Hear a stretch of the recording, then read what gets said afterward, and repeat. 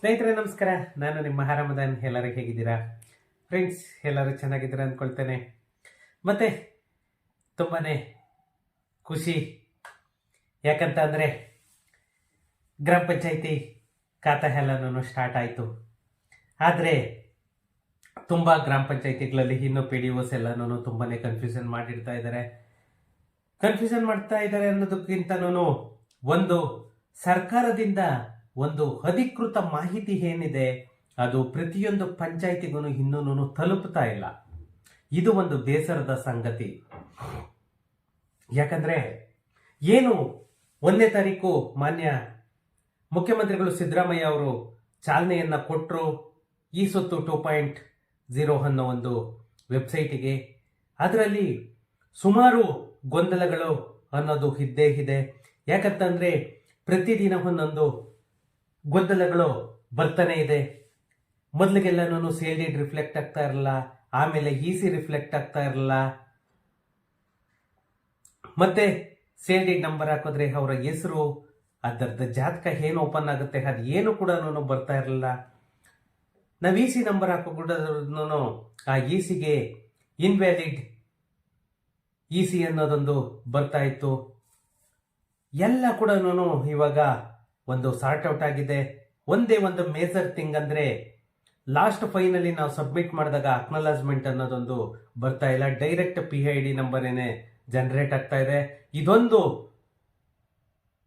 Progress ಅನ್ನ ಅಂದ್ರೆ upgrade ಅನ್ನ ಮಾಡಿಬಿಟ್ಟು ಆ ಎರರ್ ಅನ್ನ ಸ್ವಲ್ಪ ಇದ್ ಮಾಡಿಬಿಟ್ರೆ ಎಲ್ಲರಿಗೂ ಅನುಕೂಲ ಆಗುತ್ತೆ. ಯಾಕಂದ್ರೆ ಆ PID ನಂಬರ್ ಇದ್ರೂ ಕೂಡ ನಮ್ಗೇನು ತಪ್ಪಿಲ್ಲ. ಆ PID ನಂಬರ್ ಅಲ್ಲೇ ನಾವು ಸ್ಟೇಟಸ್ ಎಲ್ಲಾನು ಚೆಕ್ ಮಾಡಿಸ್ಬೋದು ಪಂಚಾಯತ್ಗೆ ಹೋಗ್ಬಿಟ್ಟು. ಆದ್ರೆ ಒಂದು ಅಕ್ನಾಲಜ್ಮೆಂಟ್ ಅಂತಂದೇಳಿ ಒಂದು ಏನು ಕೊಡ್ತೀವಿ ಅದು ಬಂದ್ಬಿಟ್ಟು ಸಬ್ಮಿಟ್ ಮಾಡಿದ ತಕ್ಷಣ ನಮಗೆ ಅದು ಅಕ್ನಾಲಜ್ಮೆಂಟ್ ಕ್ರಿಯೇಟ್ ಆಗಬೇಕು. ಅದು ಆಗ್ತಾ ಇಲ್ಲ, ಡೈರೆಕ್ಟ್ ಫೈನಲ್ ಸಬ್ಮಿಟ್ಗೆ ಹೋಗ್ತಾ ಇದೆ. ಇದೊಂದು ನಮ್ಮ RDPR ಇಂದ ಒಂದು ಅಪ್ಗ್ರೇಡ್ ಆಗಲಿ ಅಂತ ನನ್ನ ಕಡೆಯಿಂದ ರಿಕ್ವೆಸ್ಟ್ ಅನ್ನ ಮಾಡ್ತಾ ಇದ್ದೇನೆ.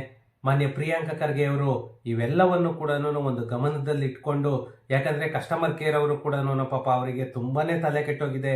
ನೀವು ಮಾಡಿರೋ ಒಂದೇ ಒಂದು ಕೆಲಸದಿಂದ ಏನು ಈ RDPR ಪಂಚಾಯತ್ ರಾಜ್ ಇಲಾಖೆಯಿಂದ ಖಾತೆಗಳನ್ನ ಅನೌನ್ಸ್ ಮಾಡಿದ್ರಿ, ಅವತ್ತಿಂದನೂ ಆ ಕಸ್ಟಮರ್ ಕೇರ್ ಅಲ್ಲಿ ಎಲ್ಲರೂ ಸಮಸ್ಯೆಗಳು ಜಾಸ್ತಿ ಆಗಿ ಕೇಳೋದಕ್ಕೇನೇನೆ ಅರ್ಧ ಫೋನ್ ಮಾಡ್ತಾ ಇದ್ದಾರೆ. ಯಾಕಂದ್ರೆ ನಿಮ್ಮ ವೆಬ್ಸೈಟ್ ಯಾವ ತರ ವರ್ಕ್ ಆಗುತ್ತೆ ಆ ರೀತಿಯಲ್ಲಿ ಅವರಿಗೆ ವರ್ಕ್ ಪ್ರೆಸರ್ ಅನ್ನೋದೊಂದು ಕಡಿಮೆ ಆಗುತ್ತೆ. ಇದೊಂದು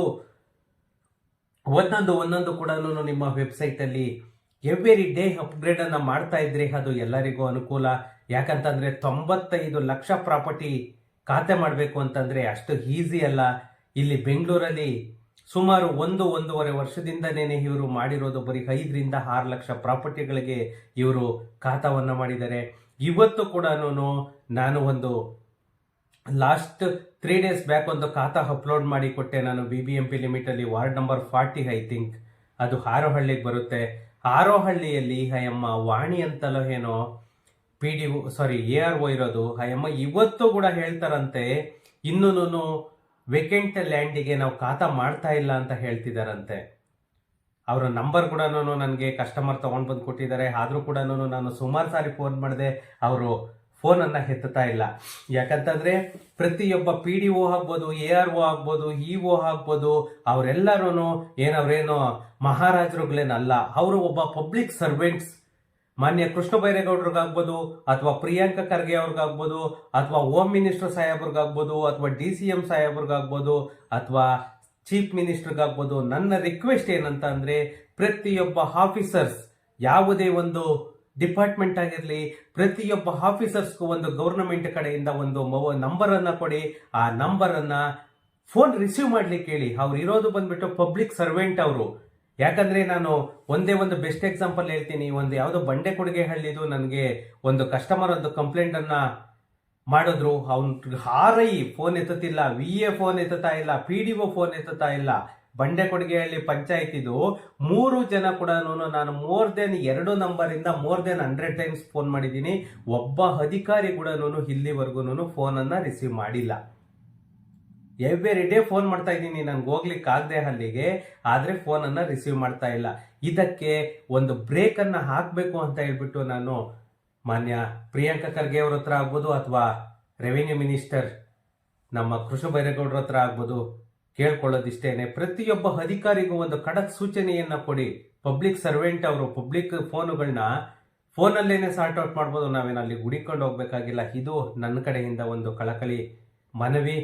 ಮತ್ತೆ ಫ್ರೆಂಡ್ಸ್, ಈ ವಿಡಿಯೋನ ನಾನು ಏನಕ್ಕೆ ಮಾಡ್ತಾ ಇದ್ದೀನಿ ಅಂತಂದ್ರೆ, ಇವತ್ತು ಮಾನ್ಯ ಕೃಷ್ಣ ಬೈರೇಗೌಡರು ಒಂದು ನಮ್ಮ ಬೆಳಗಾವಿ ಅಧಿವೇಶನ, ಚಳಿಗಾಲದ ಅಧಿವೇಶನ ಏನ್ ನಡೀತಾ ಇದೆ, ಅಲ್ಲಿ ಒಂದು ಮುಖ್ಯವಾದ ವಿಷಯನ ಅವರು ಹೇಳ್ತಾ ಇದ್ರು. ಏನಂತಂದ್ರೆ, ಇನ್ನು ಮೇಲೆ DC ಕನ್ವರ್ಷನ್ ಮಾಡಬೇಕು ಅಂತಂದ್ರೆ ತುಂಬಾನೇ ಸುಲಭ. ಯಾಕಂತಂದ್ರೆ ಇದು ಕರಡು ಪ್ರತಿ ಆಲ್ರೆಡಿ ಅಕ್ಟೋಬರ್ ಅಲ್ಲೇನೆ ರೆಡಿ ಆಗಿತ್ತು, ಆದರೆ ಅದನ್ನ ಅನೌನ್ಸ್ ಮಾಡಲಿಕ್ಕೆ ಆಗ್ಲಿಲ್ಲ. ಇನ್ನೇನು ಮ್ಯಾಕ್ಸಿಮಮ್ 1 or 2 months ಒಳಗಡೆ ಅದನ್ನ ಅಧಿಸೂಚನೆಯನ್ನ ಹೊರಡಿಸ್ತಾ ಇದ್ದಾರೆ. ಏನಂದ್ರೆ, ಇನ್ನು ಮೇಲೆ ಯಾವುದೇ ಒಂದು ಜಾಗ ಇರಲಿ, ಆ ಜಾಗದ ಒಂದು ಮಾಸ್ಟರ್ ಪ್ಲಾನ್ ಅನ್ನ ಮಾಡ್ತಾ ಇದ್ದಾರೆ ನಮ್ಮ ಕರ್ನಾಟಕ ಸರ್ಕಾರ.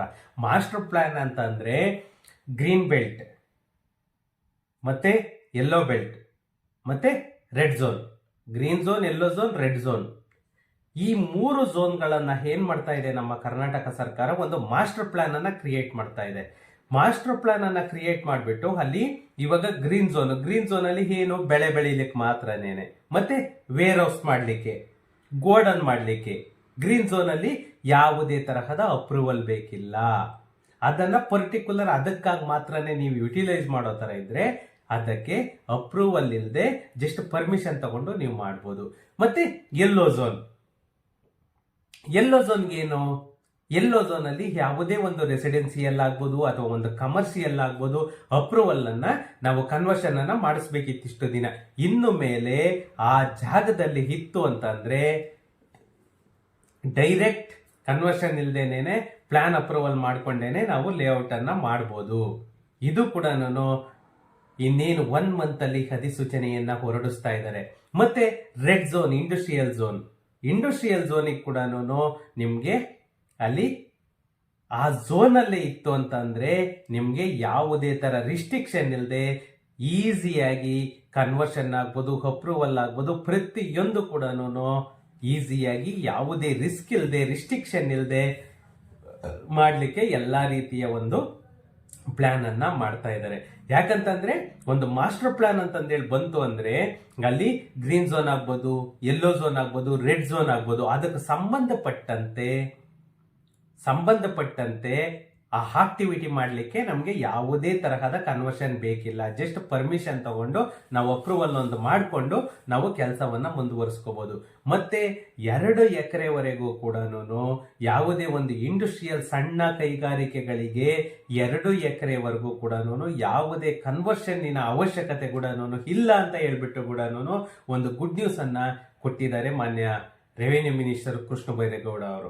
ಯಾಕಂತಂದ್ರೆ ಈ ತರ ಒಂದೊಂದು ಚೇಂಜ್ ಮಾಡಿದಷ್ಟು ಒಂದು ರಿಯಲ್ ಎಸ್ಟೇಟ್ ಗ್ರೋತ್ ಆಗುತ್ತೆ, ಜನಗಳಿಗೆ ಒಂದು ಬರ್ಡನ್ ಕಡಿಮೆ ಆಗುತ್ತೆ, ಇನ್ನೊಂದು ಲಂಚ ತಗೊಳ್ಳೋದು ಕೂಡ ಕಡಿಮೆ ಆಗುತ್ತೆ. ಯಾಕಂತಂದ್ರೆ ಅದು ಗೌರ್ನಮೆಂಟಿಗೆ ಏನು ನಾವು ಟ್ಯಾಕ್ಸ್ ಅನ್ನ ಕಟ್ಟಬೇಕು, ಏನ್ ಬೆಟರ್ಮೆಂಟ್ ಅನ್ನ ಕಟ್ಟಬೇಕು, ಏನ್ ಡೆವಲಪ್ಮೆಂಟ್ ಚಾರ್ಜ್ ಅನ್ನ ಕಟ್ಟಬೇಕು, ಅದನ್ನ ಮಾತ್ರನೇನೆ ನಾವು ಕಟ್ಕೊಂಡು ಹೋಗ್ಬೋದು.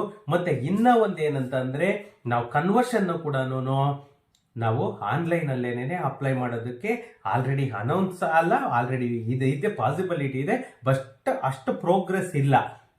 ಅದು ಕೂಡ ಇವಾಗ ಫಾಸ್ಟ್ ಆಗಿ ಅಪ್ಗ್ರೇಡ್ ಅನ್ನ ಕೂಡ ಮಾಡಲಿಕ್ಕೆ ಎಲ್ಲಾ ರೀತಿಯ ಒಂದು ಪ್ರಯತ್ನವನ್ನು ಕೂಡ ಮಾಡ್ತಾ ಇದ್ದಾರೆ. ಯಾಕಂತಂದ್ರೆ ಒಂದೊಂದಾಗಿ ಕೂಡ ಇಲ್ಲಿ ಬೆಂಗಳೂರಲ್ಲಿ ಬಿ ಖಾತನ್ನ ಎ ಖಾತ ಆಗಿ ಪರಿವರ್ತನೆ ಮಾಡೋದಕ್ಕೊಂದು ಇದು ಮಾಡಿದ್ರು. ಮತ್ತೆ ಪಂಚಾಯಿತಿಯಲ್ಲಿ CCOC ಯಾವುದೇ ಒಂದು ಪಂಚಾಯಿತಿ ಆಗ್ಬೋದು ಅಥವಾ ಥ್ರೋಟ್ ಕರ್ನಾಟಕ ನಿಮಗೆ ಗ್ರೌಂಡ್ ಪ್ಲಸ್ 2 ವರ್ಗು ಯಾವುದೇ ಒಂದು CC ಆಗ್ಬೋದು, OC ಆಗ್ಬೋದು ಅವಶ್ಯಕತೆ ಇಲ್ಲ ಅನ್ನೋದೊಂದಾಯ್ತು. ಪ್ಲಸ್ 1200 ಇಂದ ಅಪ್ ಟು 2400 ಸ್ಕ್ವೇರ್ ಫೀಟ್ ವರೆಗೂ ಕೂಡ CC OC ಅವಶ್ಯಕತೆ ಇಲ್ಲ ಅಂತ ಕೂಡ ಇದಾಯ್ತು.